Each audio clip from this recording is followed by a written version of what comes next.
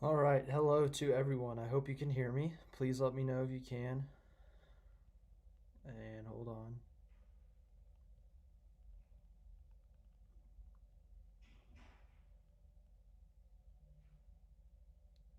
All right, almost there. And hold on. Okay. Hello.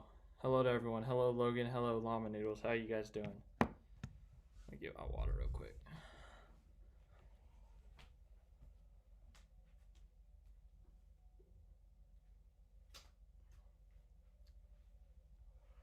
Whew.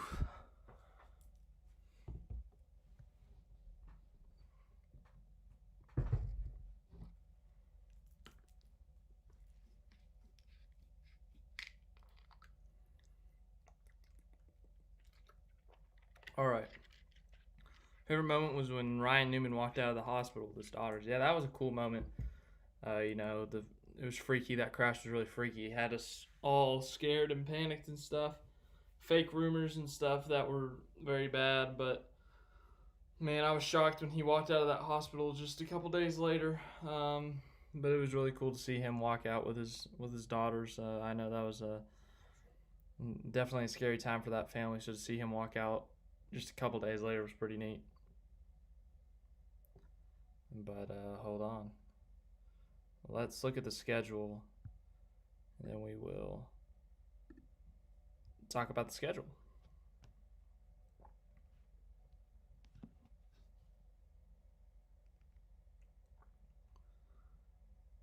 All right. NASCAR stop motion and more has been waiting for this. Well, it's here. We're talking about the 2020 season. In between the lanes, we're talking about the 2020 season. So we should have known 2020. We're going to just recap and we're going to talk about every race basically. We should have known it was going to be a really weird and messed up year after the Clash. I mean, seriously, Eric Jones won the Clash, but it's not like a normal Daytona race. Yeah, there was a lot of crashes like normal Daytona, but Eric Jones won the Clash in a car, as Mike Joy said, that was ready for the trash. Like, that thing was a 30th place car. Its nose was pushed in. It had a bunch of tape on it. It had dents everywhere. It had tire marks on it. It was damaged in every place except for the roof. And he won that thing. About 5 guys finished the Clash. 4 of them on the lead lap because Denny Hamlin was a lap down and pushing Eric Jones to the win. It was the stupidest race ever. And I remember, yeah, I know. What's up, Clemson Carson? The Clash did feel like 5 years ago. I agree. I mean, golly, dude. I mean, it feels like that was forever ago, but in reality, it was, what, just a few months ago? I guess 8 months or something like that. Hold on. 8 months ago, yeah. Um, it was such a stupid race. I remember I did a video after, and I was like, yeah, it was entertaining because there were a bunch of crashes, but that was not a really good race. I mean, it was so stupid. Um, so yeah, I mean that's what I got on the Clash. It was a really stupid race. Um, I don't know what else to think it. Uh, the dual races, I don't remember anything about them. I really don't, to be honest with you. I don't even remember Logano winning one. I remember Byron winning one because I was like the 24 back in victory lane, but I don't even remember Logano winning. The 500, oh boy, here's where we get some big talks in. The 500, one of the most hyped up races in my 10 years as a NASCAR fan. Sold out crowd as always. The president of the United States was going to be there. Um, you know, Jimmy Johnson's last 500. Everything was looking great. It was such a pumped up race. Like, this race was so hyped up. Rain. It rains like 10 laps into the race. We push it back to Monday. We get the full race in Monday, and of course, what happens? It's a great race. We have a lot of chaos. We have a photo finish, but the Ryan Newman crash happens. everyone's like, oh my gosh, what? Like, no one even remembered that there was a photo finish. Denny Hamlin beat Ryan Blaney by that much. No one even remembers that because of the horrific accident. We didn't know what was going to happen with Ryan Newman. We didn't know if he was hurt. We didn't know if he was okay. We didn't know anything about him, and it was just a really scary moment as a NASCAR fan, whether you liked Ryan Newman or not. It was just a really freaky moment in for Ryan Newman. And obviously he didn't get out of his car. They took him to the hospital, and 2 days later he was out with non-life-threatening injuries. He was out for 3 races, and then the pandemic hit, and then we got him back, which was amazing to see him back in the car. But it was shocking.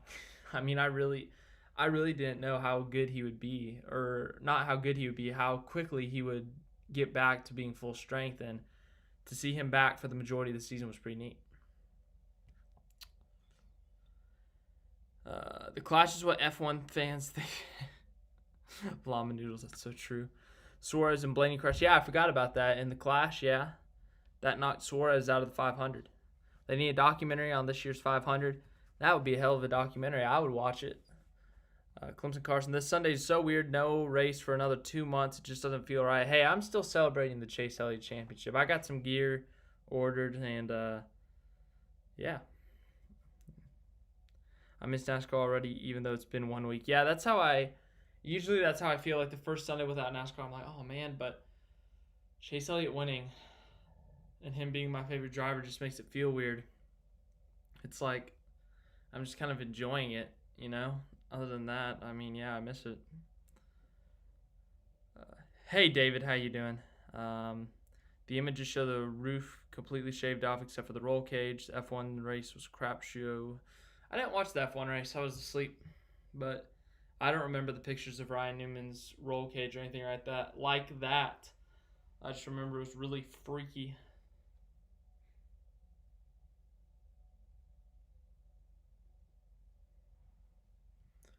But yeah, anything else on the 500 before we move on? I feel like we really could talk about the 500 for this whole live stream, but I'm trying to talk about every race here.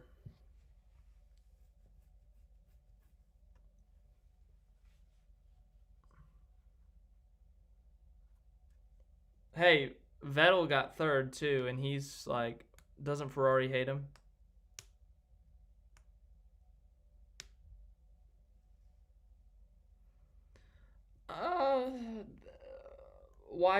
The question is why certain tracks don't host Cup when they host Truck and Xfinity. I think part of the reason, I don't know the specifics, but part of it could be the size of the not the track, but the grandstands. You know, we've seen Daytona hold a full 100,000 people in the stands and 100,000 people in the infield. We've seen Talladega has about 80,000. Texas Motor Speedway, it doesn't hold that many anymore, like not a bunch of people, but it has 150,000. Bristol has 100,000, and they usually sell out for the night race. So NASCAR sells a lot of tickets for the Cup Series, and some of these tracks, I'm not saying you need 100,000 seats for every track, but I just don't think they have enough for like 20,000, 30,000, 40,000. That's just a guess.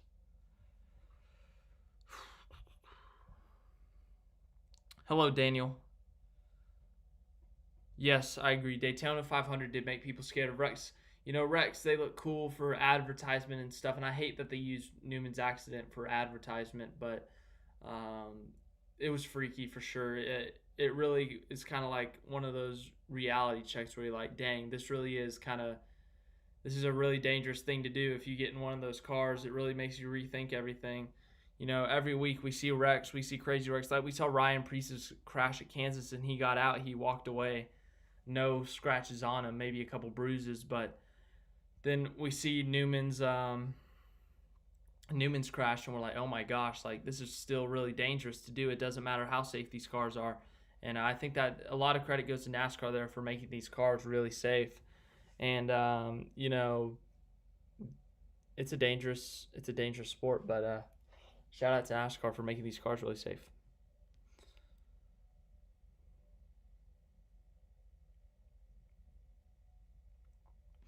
All right, on to Las Vegas we go. Take a swig of water real quick.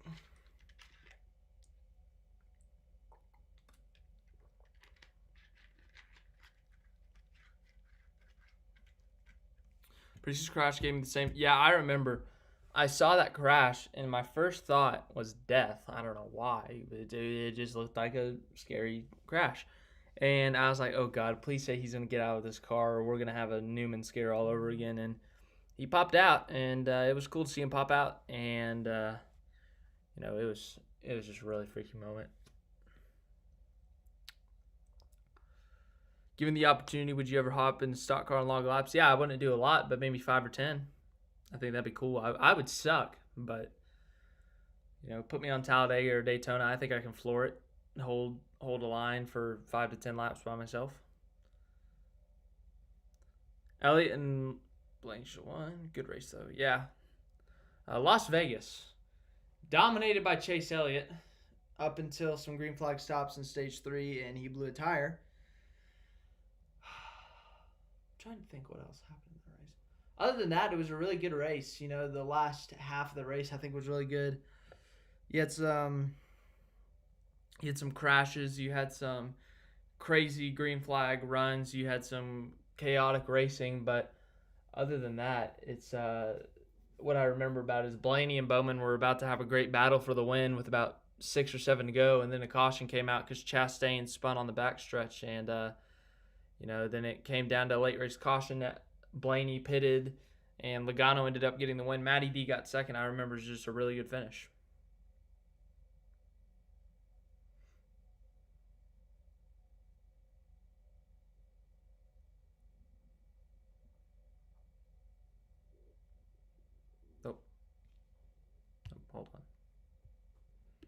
Hold on a second. I gotta go. I'll be right back.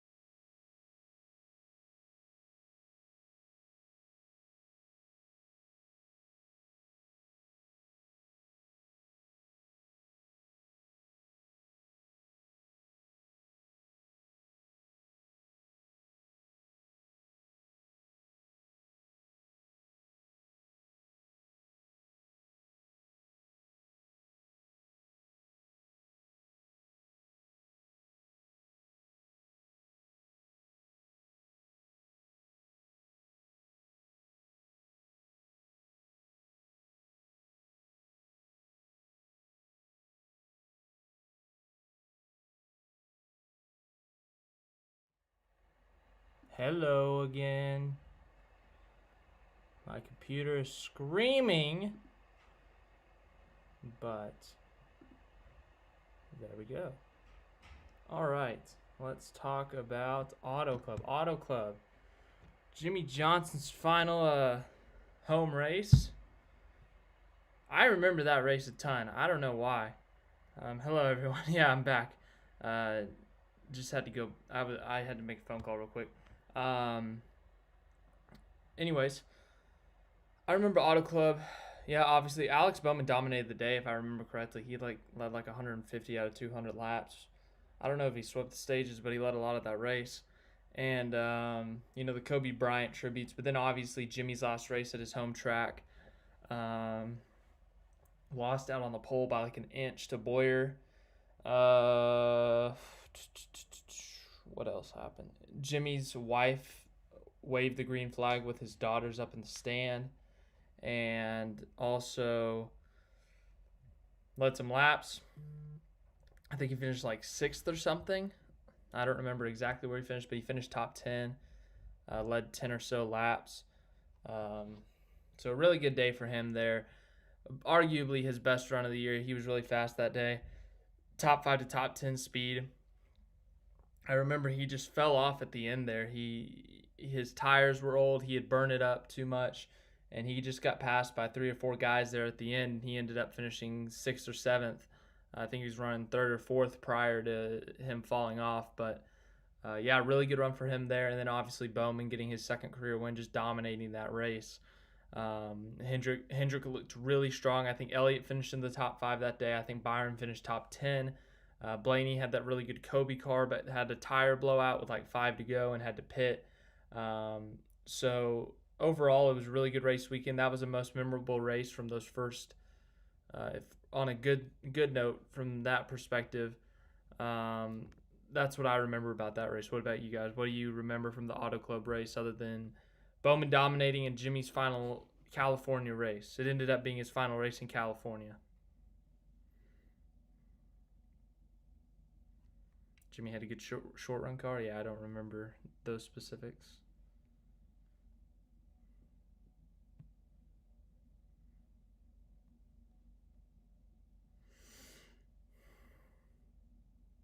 Anyone? Hello, Jared.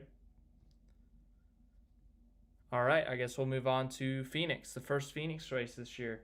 First time we've had 2 championship races in quite a while. I couldn't tell you what year, but at least 20 years with Homestead. I remember Elliott on pole dominated the first third of this race, and he had like a loose wheel or something. Had to pit. I remember this was before the pandemic. This was the week before. I remember this because I was in the car on my way to Florida for spring break. I was listening to it on the radio. Elliott had a really strong car early on. Harvick was the best car all day. There was a couple late race restarts that were really crazy. Logano ends up stealing the win. I don't want to see steal. I think he had a top 5 car all day, but he ended up taking it from Harvick. I think Harvick was definitely the better car that day, but if I remember correctly, Logano late race strategy got him that win. And, they capitalized. They look really good at that track. Elliott looked really good. Harvick looked the best. But, yeah. Joey was penalized for a pit stop. Wow. That's pretty impressive. Overcome a pit stop and win, or a pit penalty and win. Yeah, I remember Harvick led 100 and something laps. Elliott led about 100 laps. And they were the best 2 cars. Elliott just got behind with that loose wheel. He was pinned a lap down. Had to fight through traffic and ended up with like an 8th or 7th place finish. And then, of course, what happens next? We have a 2-month gap. The pandemic hits. We got to talk about it. We got to talk about the iRacing races. I remember I was like, oh, racing, woohoo, I got something to look forward to on Sunday. And that first race was crazy. There were wrecks about every 2 laps. It was like watching the Busch Clash again. And I remember Timmy Hill doing really good. I remember Dale Jr. doing really good. And I was like, oh, man, that's going to be fun. And one of my personal favorite videos I made this year was my reaction to Timmy Hill winning the Texas iRacing race. I was sitting on my couch in my living room and watching it on TV. My dad was outside doing something. My mom was in another room. And when Timmy Hill won that race, I panicked. I ran outside. I was screaming, jumping up and down. And my dad, who's outside, thought like something was wrong because he told me he thought that I was panicking. And I was like, no, Timmy Hill won. And he's like, isn't Timmy Hill the guy who finishes like 30th every week? And I was like, yes, but in iRacing, he wins.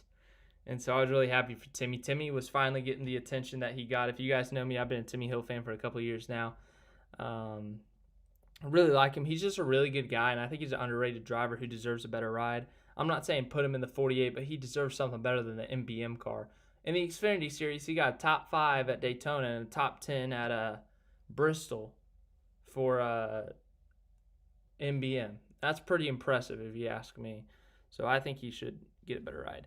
Anyways, outside of that, I don't remember much about the Pro Invitational other than Jeff Gordon coming back. That was really cool to see him race at Talladega and North Wilkesboro in a Pepsi and then a throwback Exalta paint scheme.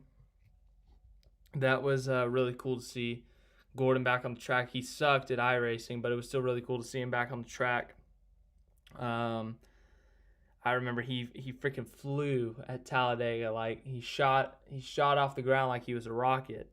Byron dominated this series. Hamlin and Timmy Hill, those were your top 3. I think Byron was the champion.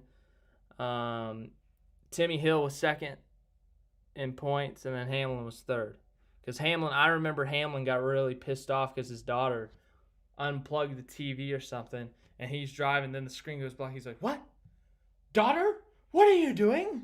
Something like that. I don't remember his daughter's name, but and then the other thing was, I remember after he won that first race, he started like screaming and he forgot his daughter was in the room. He was like, F yeah. And his daughter's like, Daddy, you said I can't use that word. Like she just had like her face, she looked traumatized. Some other moments were when Alex Bowman claimed that his dogs were driving the car. Jimmy Johnson was horrific at iRacing. And, he did these live streams, and he just looked so befuddled. He didn't look mad. He didn't look happy. He just looked confused about the whole thing. But, yeah, it was a weird time to be alive. Those 2 months were really weird. But as for this channel, when NASCAR wasn't going on, what saved it was freaking Clone Wars. I love the Clone Wars, if you didn't know that. Star Wars, I love Star Wars. I love the Clone Wars. Reacting to the Clone Wars was absolutely amazing, and I loved it. Anyways, you guys seen Bubba Wallace lost Blue Emu. The one sponsor that Bubba Wallace didn't get this year, Blue Emu. Yeah, Bubba ended up getting like 50 more, so I think he's fine. But yeah, the Pro Invitational Series provided some really weird moments. Then we came back. After all the chaos we saw in the first quarter of the year with Newman's crash, Logano winning 2 out of the first 4 races, Hendrick winning a race and actually looking really good. We come back in May. Our 5th race of the season was in May. Who would have guessed it? And what happens? Kevin Harvick wins. Kevin Harvick got his first win in 2020, his first of 9. 9. Like 9. Not like the German word for no, like 9. 1, 2, 3, 4, 5, 6, 7, 8. 9 wins this year. And he did really good at that Darlington race. He won it. I remember... Yeah, as you said, in between the lanes, Ricky Stenhouse Jr. crashing on lap 1. I remember everyone said, oh, they had no practice, no qualifying. They're going to crash on lap 1. And everyone in the comments was like, I bet it's Stenhouse. And, of course, it was Stenhouse, which was about the funniest thing on earth. You feel bad for the guy. He waits 2 months to come back to race, and he crashes on lap 1. But then Jimmy Johnson looked like a really good top 5 car. He got the lead. He was leading at the end of stage 1, looking to get 10 points, 1 playoff point. And what does he do? Tell me what he does, chat. What does Jimmy do when he's in the lead at Darlington this year?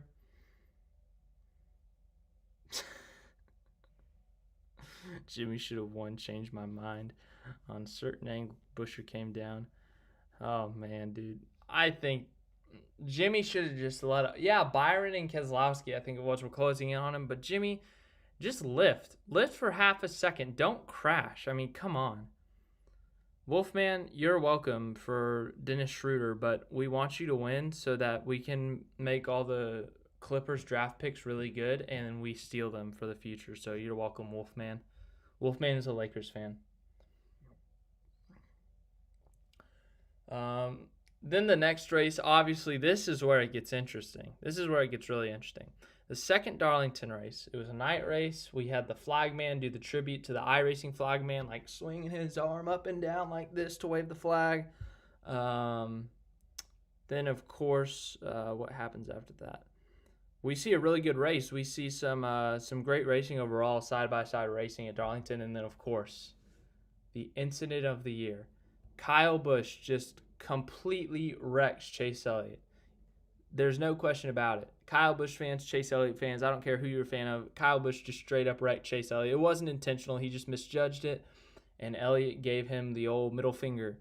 And it became one of the most iconic pictures of 2020, if you ask me. Elliott just, it's not like he ran out there and he made it a big dramatic. He kind of just stood there and was like, hey, you suck. I'm not going to actually do it on camera here because that's not my thing. But you can, if you really want to see it, again, go look up Chase Elliott middle finger. But yeah, he was really pissed off, just straight up said, hey, dude. And yeah, so that was really funny. As an Elliott fan, I was pissed off that he crashed, but I thought the middle finger was hilarious. And then the next race here, okay, these next 4 races, this is just the story of Chase Elliott right here. You've got Elliott getting crashed by Kyle Busch, and, you know, it's him. That's an incident with him right there. And then the next one, we go to the Coke 600, and Elliott throws the race away by pitting with 2 laps to go. Everyone's like, fire Alan Gustafson, he's a terrible crew chief. I'm like, he made one bad call and everyone wants him fired. It's so stupid how people overreact. I was like, yeah, I agree. That call that Gustafson made there was horrible, but he should not be fired for it. That's absolute stupidity if you think he should be fired for that. And of course, Gustafson is a champion now, so eat it, Alan Gustafson haters. Anyways, they come back.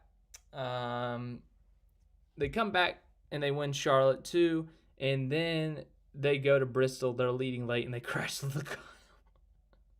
Like, those 4 races right there for that team were just so WT crap.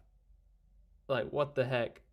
Like, if you told someone that in 4 consecutive races, Chase Elliott would get wrecked by someone, and then he would throw a race away, and then he would win a race, and then he would turn around and throw another race away, people would be mind blown. Like, Elliott this year could have had like 10 wins. He could have won Phoenix. He could have won Las Vegas. That's 2. He could have won Darlington 2. He could have won the 600. He could have won Bristol. I mean, that's 5 right there. I mean, it's crazy to think how much he could have won this year. You know, 5 wins in a championship is obviously big, and, you know, you love that. But just to think about how many he could have had is wow.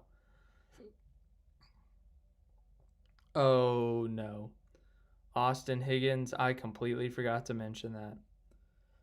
Guys, we have to rewind for a minute. We have to talk about one other thing that happened during the pandemic. Kyle Larson.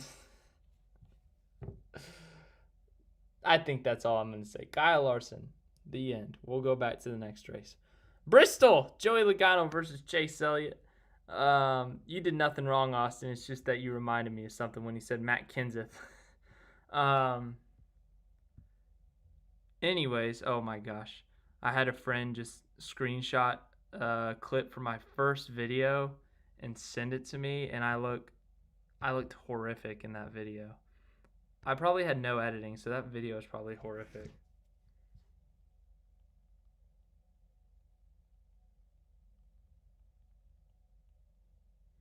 Yes, Wolfman. Wolfman is somewhere in the chat. Yes, Chase Elliott versus Joey Logano. Last lap. Or not even the last lap. It was like 3 laps to go. What happened was, I remember I was watching this with Zach and Jared, and this was about the stupidest finish to a race I've ever seen. Not the stupidest, but one of the just weirdest. About 20 to go, Denny Hamlin has a 2-second lead, and about with 10 to go, he just freaking hits the wall. Like, he just gets up the track and smacks the wall, and he starts spinning out. Chase Elliott and Joey Logano are about to pass him, and Elliott didn't even hit Logano. He just got Logano arrow loose. Logano gets arrow loose, makes a little bit of contact with Hamlin, and under caution, Logano was really pissed off and starts like rear-ending Chase Elliott when it wasn't even his fault. Elliott just got him arrow loose. He didn't even touch him. You can go back and look at the replay. And then, of course, what happens next? I think they were both kind of heated at each other. Logano wasn't happy with Elliott. Elliott wasn't happy with Logano. And then the end happened. Logano made an aggressive block on Elliott. Elliott tried to push him up the racetrack, was able to get side by side, and Elliott just body slams him and wrecks the both of them. And, of course, Logano obviously pissed off. Elliott was like, I tried. Yeah, that was all on Chase Elliott. That last incident was on Chase Elliott. And, of course, what happens next is they didn't get in a fight, but they were aggressively talking. Clint Boyer shows up, and Elliott's like, dude. But yeah, that's the end of the dramatic Chase Elliott saga. Those 4 races right there. But wow, what a span of races for Chase Elliott right there. Little did we know that would result in a championship. Then we go, okay, gotta talk about this real quick. Let me go to my notes real quick. I correctly picked this year, because this next one is one I remember picking correctly. I correctly picked 1, 2, 3, 4, 5, 6, 7, 8 races. So almost a quarter of the season, I picked the winner correctly, and the preseason champion I got right. Those winners were Joey Logano at Las Vegas, Kevin Harvick at Atlanta, Martin Truex Jr. at Martinsville. Both the Pocono races I correctly picked right here with Hamlin and Harvick. Preseason, I picked Harvick to win the Brickyard, but then I changed it. I don't know why. I did not pick Cole Custer to win. I can tell you that for a fact. I did not pick Austin Dillon to win Texas. I can tell you that. I correctly picked Keselowski to win New Hampshire. I correctly picked Harvick to win Darlington, wherever that is. And then I picked Elliott to win Phoenix. So those are my correct picks this year, but back to the schedule. I remember Atlanta was horrible. Atlanta is usually one of the best mile and a half, but this year it sucked, if I remember correctly. Just nothing happened in that race. No passing, no interesting anything. Just boring race overall. All I remember is Harvick winning and Truex sweeping the stages. I don't remember anything else about that race. And then, of course, we go to Martinsville, the first ever Martinsville night race. I thought it was a really good race. I remember there was some really good racing throughout the field, but because there were no wrecks, because there were no late race restarts, because there were no cautions, people said it was a bad race. And I was really disappointed with the NASCAR fans that day. I thought it was a really good race. I don't care who won. I thought it was a really good race. So what are your thoughts on the on Atlanta and Martinsville? Then we'll go on to actually, let's go to Homestead. We'll talk about these 3 because Talladega was a big one. Then I remember the Chase Elliott saga continued at Homestead, and Elliott and Hamlin were arguably the two best cars all day. Then late in the race, Elliott had come back on top from a pit stop. Logano was 2 laps down, got some revenge on Elliott, cost him the win by just being an aggressive lapped car. Elliott gets passed by Hamlin. Logano lets them both by, and Hamlin runs away with the win. And I was like, Elliott kind of deserved it. That's revenge for Bristol, so I didn't blame him for that. But that was Hamlin's, second or third win of the year? Third. So, what's everyone's thoughts on the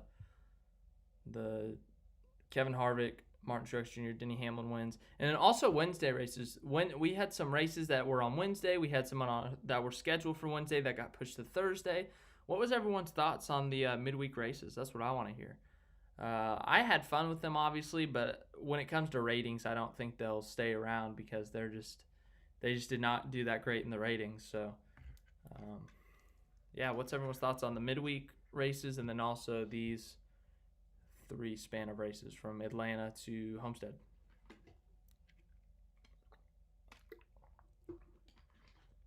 I forgot Jimmy got a stage win at Martinsville. Thank you for reminding me, Austin. That was really cool. I thought he was going to win that day. He led like 80 laps, and I was like, this is it. This is where Jimmy's going to win.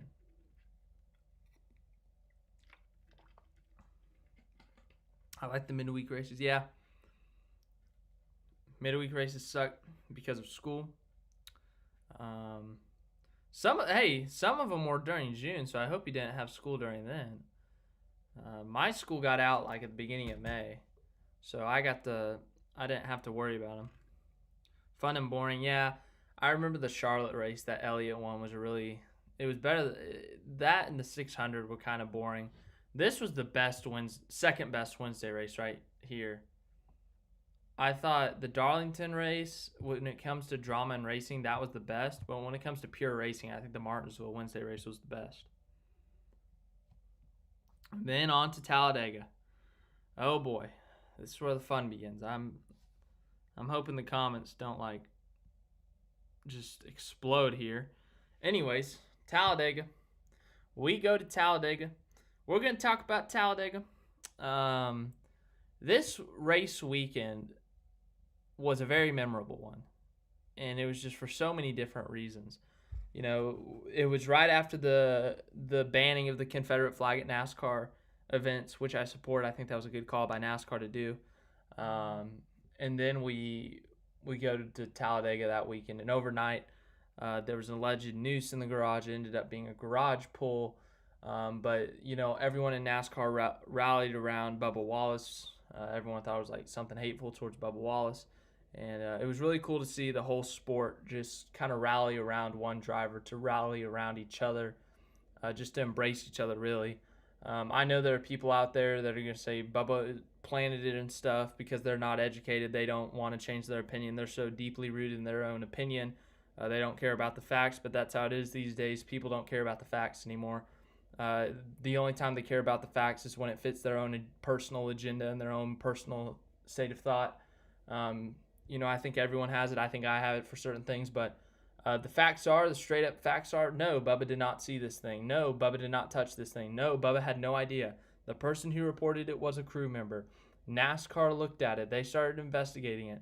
The president of NASCAR went and told Bubba Wallace about it. That is fact.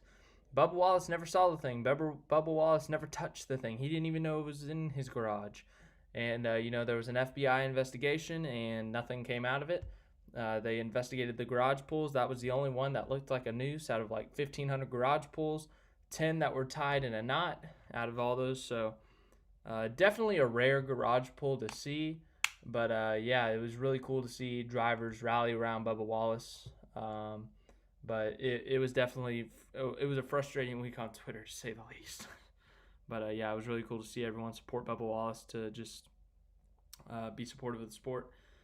Then going on to the race, it was a really, really good race. This Super Speedway package is really good. They've always put on a good race under this package. And this was another good one. We had great racing. There weren't a lot of crashes, which made it really interesting. There was a threat of rain, so everyone was getting really racy. And then the finish, of course, the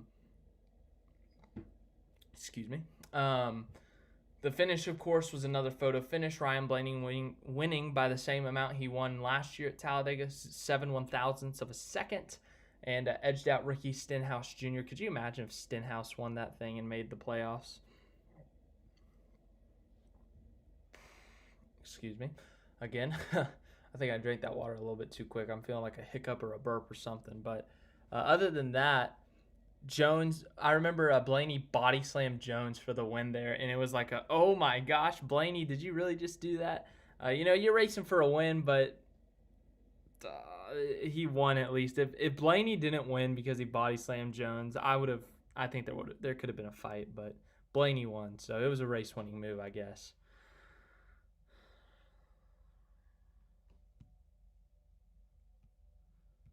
Talladega crash for, yeah.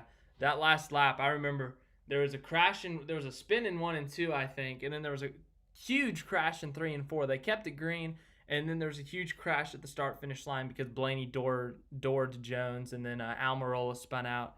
Almirola finished third while sliding backwards. That was really funny. But yeah, Talladega was a very memorable race weekend for lots of reasons. I think that was our first race with fans back too. I think there were about 5,000 fans at the track that weekend. So fans being back for the first time since the pandemic, the whole Bubba Wallace situation, and then obviously a photo finish. It was just a very eventful weekend at Talladega. That's not going to be forgotten. Then we went on to the Pocono doubleheader, the first time we've had a doubleheader in NASCAR history. I think NASCAR history, but it was supposed to be a big event. Fans were supposed to have 2-day tickets, and then the pandemic hit, and fans couldn't be there. But I hope they get to do it next year. I hope they get to do it with fans next year. I think that'd be a really good trip to see 2 Cup races in 2 days. But yeah, I remember Harvick won day 1. That was his first ever Pocono win. Like, the Kevin Harvick. That was his first ever win at the track. Correctly picked that one. Woo. But yeah, then him and Hamlin dominated the day, finished 1-2, and then they flipped the next day, and it was Hamlin Harvick. So yeah, nothing. And then there was a Blaney Kyle Busch incident. Blaney just wrecked Kyle Busch, and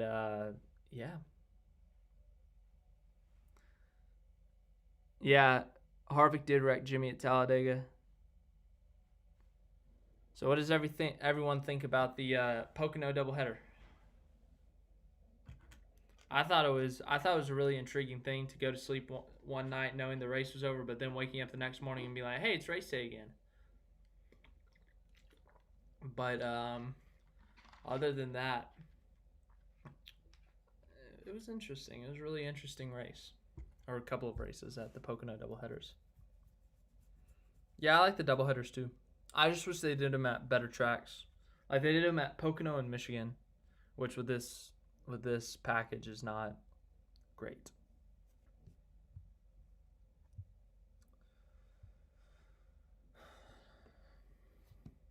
I thought Kyle. What does that mean? Kyle Busch? Was it Kyle Busch's fault or something?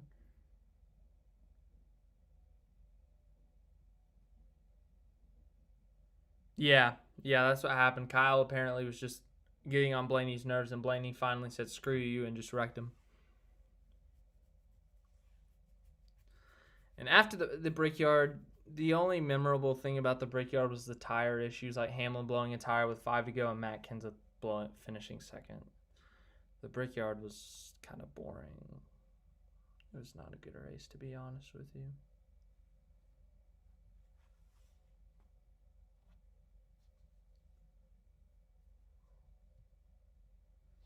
But Cole Custer wins at Kentucky in a 4-wide battle for the lead.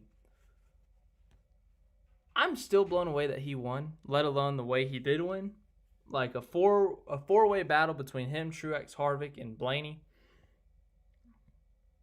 I don't know how he won that race. That was mind-blowing. A rookie to win at Kentucky, and for it to be Cole Custer was absolutely mind-blowing. Oh yeah, Jimmy got COVID. I forgot about that. That was crazy. That was absolutely crazy.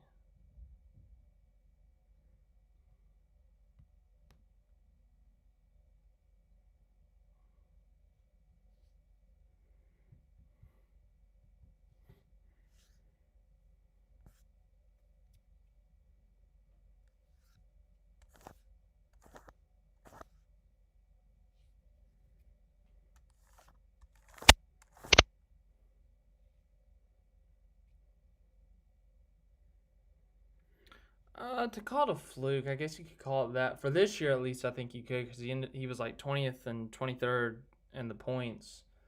But, I think he's a good driver. I think he'll have a bright future. I just think this year wasn't his year outside of that race. Yeah, Allgaier like wrecked on pit road like 10 laps into the race at the Brickyard. That was unfortunate. How's that crew member doing? That crew member on Blaney's team that got hit by the car and got like a broken leg. I wonder how he's doing. Yeah, Keselowski did. I forgot about that. Keselowski wrecked Jimmy. That was Jimmy's first race back since the Rona. He had a top 5 car. He was in third with a restart with 20 to go, and Brad just made an aggressive move to the inside. Jimmy threw the block, and he spun. And Jimmy had every reason to be mad. And then, of course, the Bristol All-Star race, it was really hyped up. It was really, really, really, really, really hyped up. And, the Open was really interesting. You had the Bubba Wallace, Michael McDowell incident. But then you also had the whole, what else?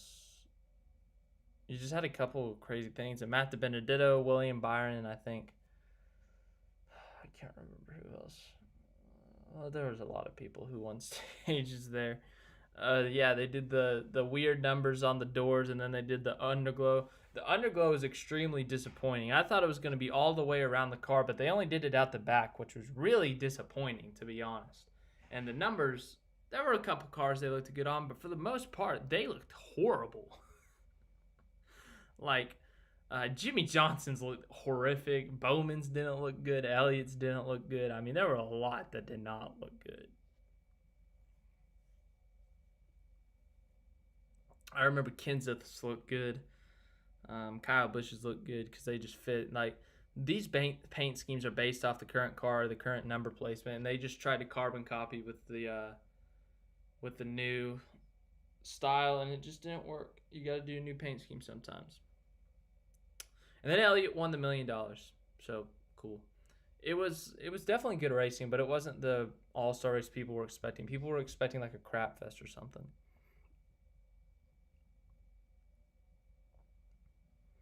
That is true. What Austin said is true. The 2 times that the all-star race has not been at Charlotte, so Charlotte or Atlanta and Bristol, and Elliott won. Bill and Chase. Next year it's going to be at Texas, and I'm here to tell you that Chase Elliott will not win at that. He is awful at Texas, so a non-Elliott is going to win a non-Charlotte all-star race next year. Underglow was definite letdown. I agree. Underglow was so hyped up, and then they just did it out of the back of the car. I thought they were going to do it all the way around the car, and I think they should do it for colors based off of not your manufacturer, but your sponsor. I think that would have been cool. But yeah, then we go to Texas. I was at this Texas race. It was a freaking hot day because some idiots at NBC decided, oh, we're going to go to Texas in the middle of July, and let's make the race a 2:30 start. Idiot. Whoever made that decision, I hope you're watching this because you're an idiot. Like, seriously. Dude, why would you go to Texas in July and schedule a race to start in the heat of the day? That is about the stupidest idea I have heard in my life. I was in the stands that day. I was about the most dehydrated I've ever been in my life after that race. I can't imagine what the drivers and teams had to go through. So, yeah, all-star race better not be during the day. If it is, I will protest. And, yeah, whoever made that decision, you're an idiot. It should have been a night race because, A, Texas night races are better than Texas day races, and B, because it gets really hot in Texas during the summer, specifically July and August, if you did not know that, which you clearly did not because you scheduled a race for 2:30 in the afternoon at Texas. Anyways, for the new Texas pavement in this package, it was actually a good Texas race. We had a 3-wide battle for the lead between Blaney, Hamlin, Keselowski. Giant crash involving Truex and Kyle Busch. Kyle Busch ended up coming back to finish 4th or something. Crazy pit strategy. And then Austin Dillon held off his teammate Tyler Reddick to win. And I got it on camera. And he did a burnout in front of me. And it smelled really good. And it was really loud. And there were people losing their minds. And, like, if it wasn't for Austin Dillon winning, like if Kyle Busch, Kevin Harvick, Joey Logano passed them and won that race, I don't think I would have made it back to the car, to be honest with you. That gave me a little adrenaline rush, and I was so excited. I got back in the car, and when I sat down in the car to drive home, I was like, oh, it's kicking in. Like, passed out or something. Not really. I got home safe, obviously. But, yeah. It was a crazy race, crazy restart. Blaney dominated and led 150-something laps just to finish 7th. But, yeah, it was a crazy race.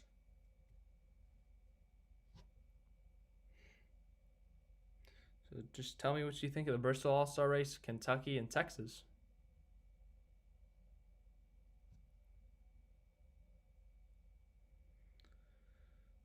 Yeah, we'll talk about Kyle Busch at the end.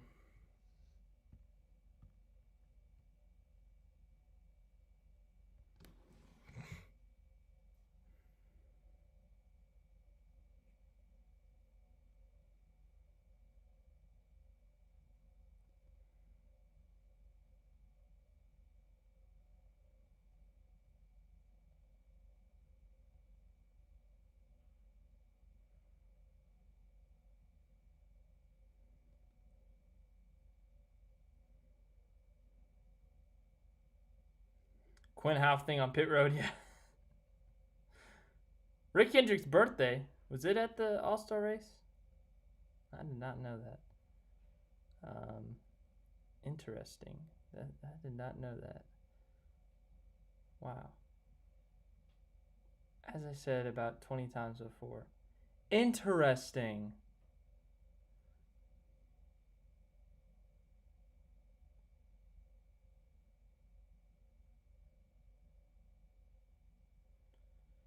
Very interesting. Hold on. I'm just changing a couple things for something.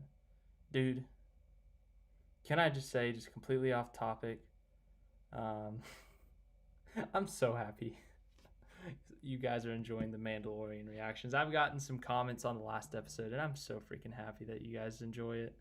It really does make me so happy because I love talking about Star Wars and doing that kind of thing. And I know I don't get to do it much, but I have a blast doing it. So the times I do get to do it, to see people appreciate it means a lot.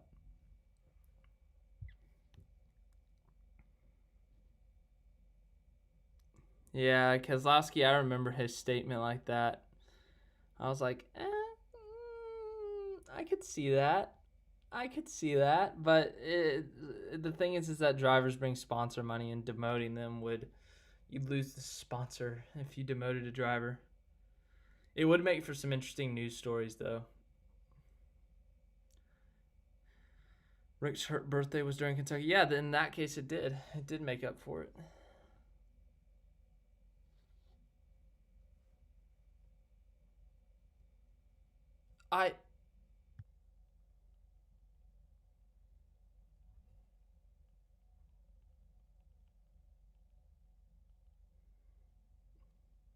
Anyways,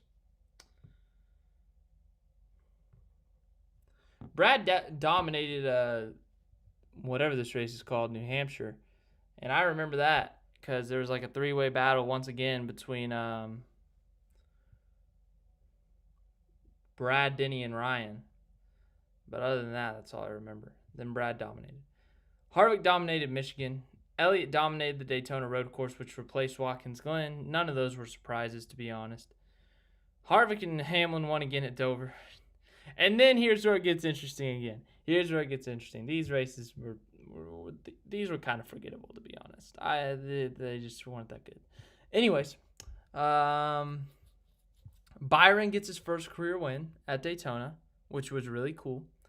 And to see the 24 win again. It was really unfortunate to see Jimmy miss the playoffs. It was really cool to see Matty D make the playoffs. But Jimmy missing the playoffs was sad. William Byron winning was cool. The 24 car back in victory lane.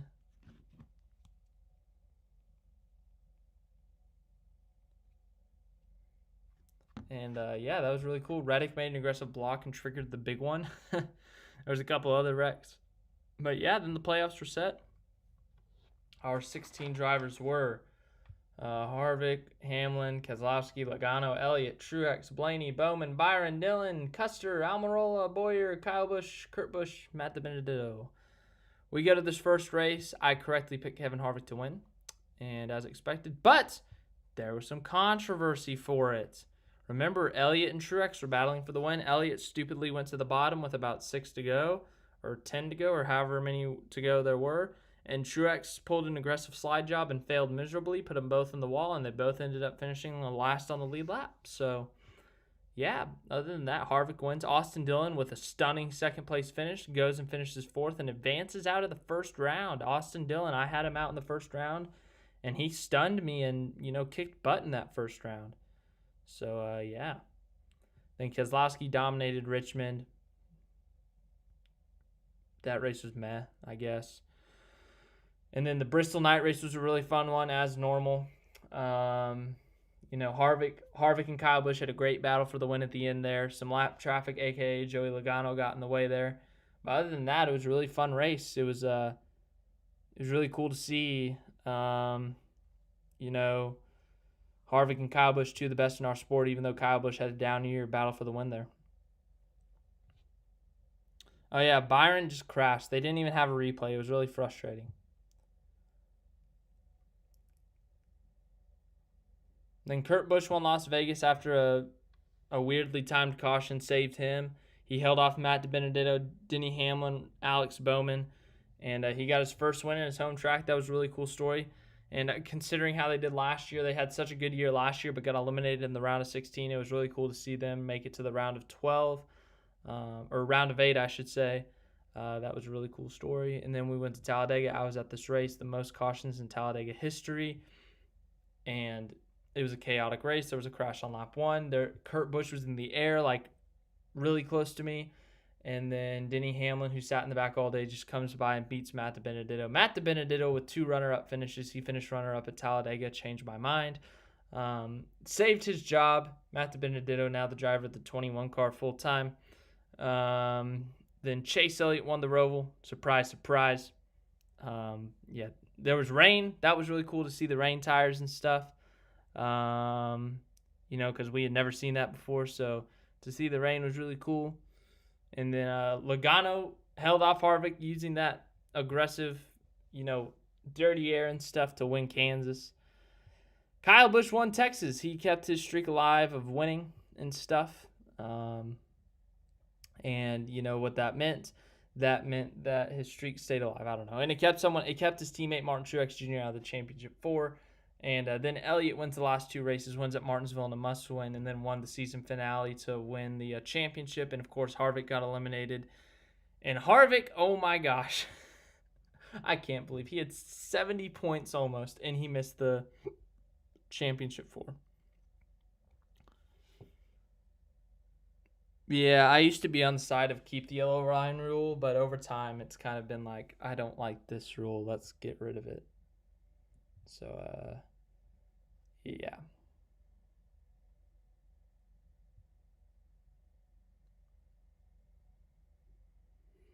So yeah, that's our season.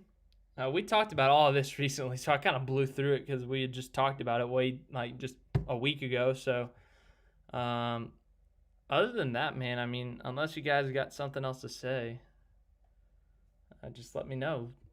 Just talk about the season.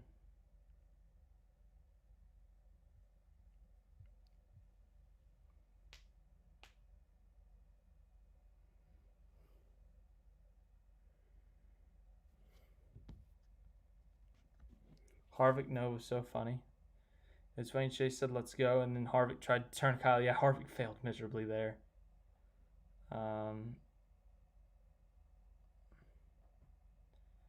Yeah, I'm just really frustrated right now that my email keeps on popping up. Yeah. Let's look at the standings. That's what we're going to do next. I am going to do that thing where, like, you grade each driver's performance this year, like how they did. I'm going to do that eventually during the off season, probably next week. I'm going to do some Real Racing 3. Mandalorian is up in the air for this week. I really don't know if I'm going to do it because I may be traveling. But, yeah, we'll figure it out. So your final standings are Elliott winning his first championship. Woo. Keselowski with the runner-up. Logano with the 3rd. Hamlin with the 4th. Hamlin chokes again. Or not chokes, but he doesn't win again. He's really good at not winning the championship. Harvick 5th. How he didn't finish... I don't know. That's all I know. Bowman 6th in the points? Wow. That's a shocker. I thought he would finish like 9th or 10th, but 6th in the points. Good for you, Alex Bowman. Truex 7th. Kyle Busch 8th. Ryan Blaney 9th. Ryan Blaney eliminated in the first round. That was disappointing. 10th, Kurt Busch. Really good year for him, if you ask me. Dillon with a really good year with 11th. Bowyer 12th in his final season. Matty D 13th. William Byron 14th. Eric Almirola 15th. Cole Custer 16th. Eric Jones 17th, his last year in the 20. Jimmy in his last year 18th in the points. 19th, Tyler Reddick. 20th, Christopher Bell. Rip Levine Family Racing. 21st, Chris Buescher. 22nd, Bubba Wallace in his last year of the 43. Oh, yeah, it was also Bowman's last year in the 88. McDowell, 23rd. Stenhouse, 24th. Newman, 25th. Ty Dillon, 26th. John Hunter Nemechek, 27th. Matt Kenseth, 28th. Ryan Preece, 29th. 30th, Corey LaJoie, his last year in that car. 31st, Daniel Suarez, his last year in that car. 32nd, Brendan Poole. 33rd, Quinn Howell. 34th, Kyle Larson. 35th, Brendan Gaughan. 36th, Reed Sorensen. 37th, James Davison. Stanton Barrett with an outstanding 1 point on the year. 1 whole point. Stanton Barrett, if this was golf, Stanton Barrett dominated this year. I mean, seriously, 1 point. Woof. Kicked the field's butt. That doesn't surprise me, that Bowman was always up front near the end. Las Vegas. I think he had a good Darlington car. Kansas. Texas. Martinsville. So they were good. But yeah, I think that's it. I think we recapped the season. Unless you guys got anything else to say. Has anyone got anything else to say to me? Let's look at this. Oh, Elliott led the second most laps this year. Interesting. DNFs. Oh. Top 10s. Harvick. Elliott with 4th most. Top 5. Elliott with the 3rd most wins. Elliott with the 3rd most. Stage wins. Elliott with the 2nd most points. Playoff points.